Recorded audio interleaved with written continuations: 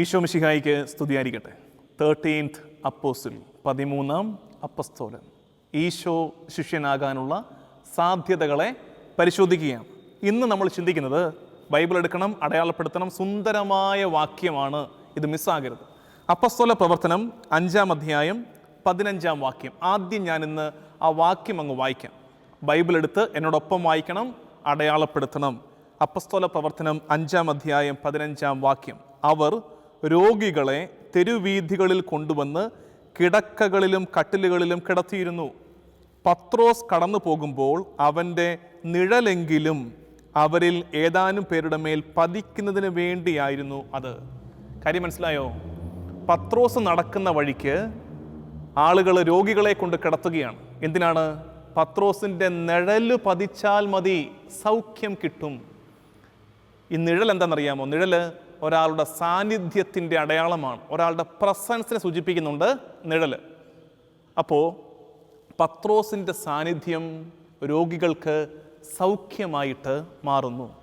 അപ്പോൾ ഈശോ ശിഷ്യൻ്റെ സവിശേഷതയാണ് നമ്മുടെ പ്രസൻസ് മറ്റൊരാൾക്ക് സൗഖ്യമാകണം. അപ്പോൾ ഇന്ന് നമുക്കൊരു ആത്മശോധനയുടെ വിഷയമാണിത്. എൻ്റെ സാന്നിധ്യം മറ്റുള്ളവർക്ക് സൗഖ്യമാകുന്നുണ്ടോ? എൻ്റെ പ്രസൻസ്, ഞാൻ അടുത്തേക്ക് ചെല്ലുമ്പോൾ അവരുടെ മുറിവ് ഉണങ്ങുകയാണോ അതോ മുറിവ് ഏറുകയാണോ?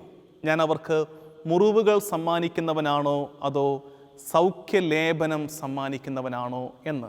അപ്പോൾ 13ാം അപ്പസ്തോലനാകാൻ ആഗ്രഹിക്കുമ്പോൾ ഈ സാന്നിധ്യം കൊണ്ട് സൗഖ്യം കൊടുക്കുന്നവരുടെ ഗണത്തിൽ നമ്മൾ എണ്ണപ്പെടാൻ ഒരുങ്ങണം. പ്രത്യേകിച്ച് ഈ കാലഘട്ടത്തിൽ ഒരുപാട് മുറിവുകളുണ്ട് മനുഷ്യർക്ക്, ഒരുപാട് രോഗങ്ങളുണ്ട് മനുഷ്യർക്ക്. അത് ശാരീരികമായ രോഗങ്ങളും മുറിവുകളും മാത്രമല്ല, അത് തന്നെ ഉണ്ട് ആവശ്യത്തിലേറെ. അതുകൂടാതെ മാനസിക സംഘർഷങ്ങൾ, ആത്മാവിൻ്റെ വ്യഥകൾ, മനസ്സിനേറ്റ മുറിവുകൾ ഒക്കെ ഒരുപാടുണ്ട്.